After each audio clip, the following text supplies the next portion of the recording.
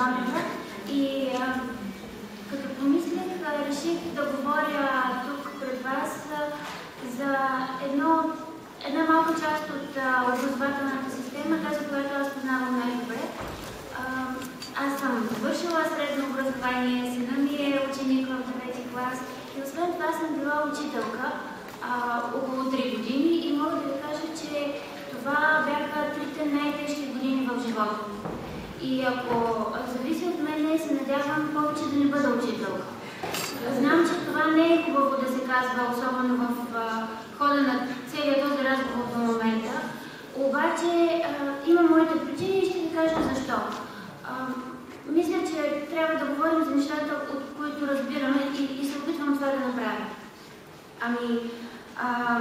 От една страна това не е работа, това е професия, която изисква призвание и ако човек го чувства като мисия, това сигурно ще му помогне тая кауза ще го превежда през тежките дни и ще му прави дните светлите дни повече. Мисля, че човек, който няма призвание да бъде учител, е по-добре да се откаже на време за всеобщо благо.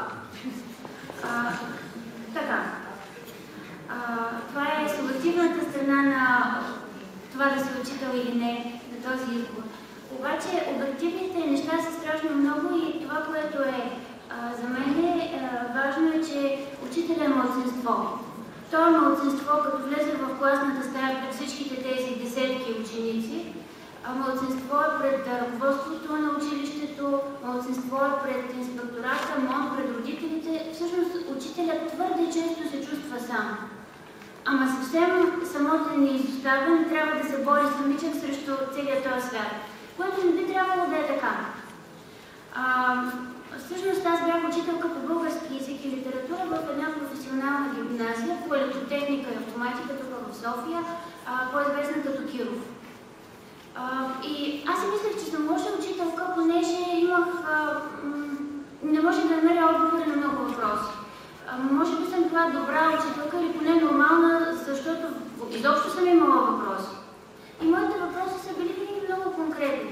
Примерно, когато ти си учител в горен курс и идва при теб един мъж планина, 17 годишен, който 10 години или 11 години до момента е затвърждавал само лоши навици и има много натрупани пропуски, и вече матрицата му граматическа, според мен е непълно завършена, запечатана и край, каквото е научил това е, дали можеш да направиш някакви промени в знанията му. Не говоря за кога пишем пълен член и кога кратък, за най-елементарни неща. И как можеш после да бъдеш отговорен, когато ти получаваш децата вече увредени, с много пропуски. Наистина е така. И колкото повече се стараеш, някой път става по-лошо. Още по-тежко е с литературата, понеже госпожа по литература. Литературата се изучава. Подходът към литературата е като към наука. А пък тя не е наука. Литературата е изкуство. И след като моите ученици са учили в професионална гимназия, явно това не има първата любов. И за мен беше, сигурно за това да искам да съм учителка, защото аз много обичам литературата. Обичам я както се обича, с любов. И съм била в положение да натрапвам любимото си нещо на човек, който не го иска.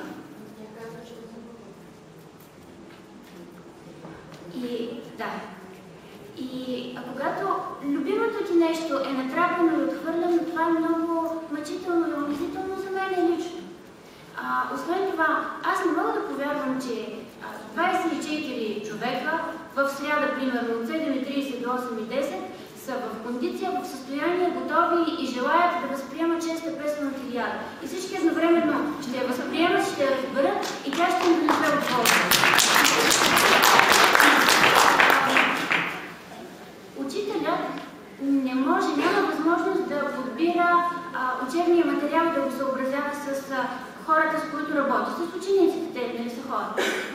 Естествено, училището трябва да бъде консервативно, за да съхранява всичките тези ценности, които са се трупали и които могат да бъдат наши, ако си направим труда да ги вземем и да ги поискаме и да ги ползваме. Обаче, не мога да повярвам, че едни същи предмети, едни същи, как да кажа, литературни произведения, повечето от които имат чисто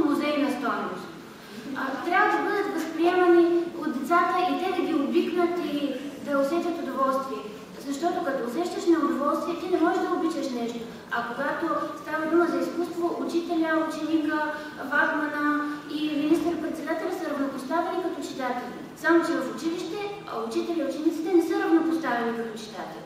А учителя обяснява на децата нещо, което трябва да научат. А то не трябва да се научи, то трябва да го обичаш. И моят въпрос е, как можем да предизвикаме любовта? И как можем да задържим любовта? Ако знаем отговора, въобще нямаше да говоря с това, че съм на друго място, сигурно не толкова хубаво. И така, аз мисля, че трябва да се занимаваме с малките неща. Примерно, как мога на учениците, паралелка само момчета, 24 мъже, как да им обясня какво е арета, как да им обясня какво е мъжка чест и достоинство, такива, каквито са били в Древна Гърция и такива, каквито могат да бъдат тук. Как да му обясня на това дете, че той може да бъде воин и че неговия дух може да се храни с победи? Той не може да си представи корабите, нито релефа там на местността около Троя. Глупости. И примерно им казвам, представете си Ахил, най-страхотният воин, изключителен, той е Бог между хората. И той се бие от 10 години, е отишъл там да се бие страхотно и да умре с чест. И е повел всички мъже от народа си. И те са се били заедно 10 години. И всеки от тях е готов да умре за другите. И както те са в лагера, идва главнокомандващия Агамемнон заедно с охраната си и минават през лагера, влизат на сила в дома на Ахил, пред погледа на всички тия мъже, които са му верни. И той говори нещо или мълчи, но за по-сигурно охраната го хваща и го държат двама за ръцете, двама за краката. И Агамемнон влиза и му взима на сила една клечка за зъби. Има ли значение дали... Значи аз не мога да кажа, момчета, представете си, че шефа ви влезе и ви открадне любимата рубиня. Не мога да го кажа някакси. Обаче унижението е същото. Ако си представиш една клечка за зъби, може да си я представиш по-лесно, отколкото един кораб. И ако можеш да си представиш една клечка за зъби, можеш да построиш Троя и после да я сринеш. И учителят трябва да бъде магиосник, който да накара децата да си представят нещо мъничко и после нещо по-голямо. Ама можеш ли къде да вземеш сили? 6 часа на ден, всеки ден да разказваш приказки и да водиш децата и да ги омагиосваш, като разполагаш само за една клечка за зъби. Сега, аз мисля, че в училище и навсякъде човек трябва да се концентрира върху това, което е в неговия обсъг на действие.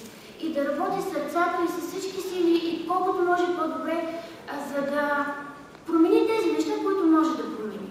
Само, че ако ти се впрегна да теглиш една кола, обаче пътя е погрешен, колкото повече работиш, толкова по-далеч от истината ще бъдеш. Тогава излиза, че ние саботираме системата и децата си, работейки. А от друга страна, нещо по-оптимистично. Може би е прекрасно, че образователната система е толкова объркана и глупава и с недомислия и зле организирана. Защото по този начин в една защитена, сравнително сигурна и безопасна среда, децата ни се обучават как да живеят в една объркана, глупава, с недомислия направена обществена система.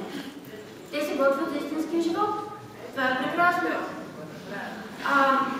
От друга страна се мисля, че говорейки за образованието, всичките говорим за това как да подготвим децата за бъдещия живот. А пък аз мисля, че не трябва да пренебрегваме настоящия живот. Трябва да се опитаме да направим училището по-радостно, по-полезно, по-ефективно и не знам как това да стане. Обаче, когато човек прави стратегии за бъдещето, той трябва да гледа нещата извън системата. Значи, учителят е като един разузнавач, който отива, разузнава и се бие и усеща всичко с кожата си, обаче той не може да види нещата в цялост. Мисля, че генералите просто трябва да слушат редниците, да чуят за какво става въпрос и да мислят за доброто на всички. И, не знам, трябва да се пожелаем късмет и да много да се стараем и може би ще стане.